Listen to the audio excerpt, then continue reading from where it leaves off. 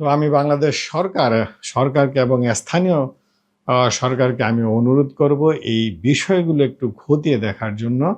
যে সারা বাংলাদেশ থেকে কি পরিমাণ আসলে ইজারা উঠে আসে, কত কোটি টাকা ইজারা উঠে আসে, সেই টাকাটা সেই বাজারগুলো ইজারা না দিয়ে জনগণের কল্যাণের দিকে তাকিয়ে, জনগণের সুখের দিকে তাকিয়ে, অথবা জনগণের একটু সচ্ছলভাবে সাধারণ জনগণ যে ৫টা লাউ নিয়ে সে বাজারে বিক্রি করছে, অথবা যে তার পোষা ২টি ছাগল নিয়ে বাজারে এসে বিক্রি করছে, অথবা ২টো মুরগি নিয়ে এসে বিক্রি করছে, সেখানে কিন্তু অধিক পরিমাণে এই বাজারে ইজারাদাররা তাদের কাছ থেকে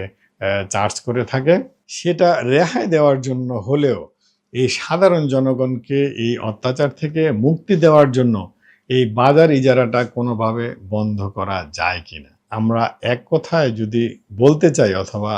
বলি, এই বাজার ইজারা মানে হচ্ছে যে ইজারা নিল তার টাকা ইনকাম করার একটা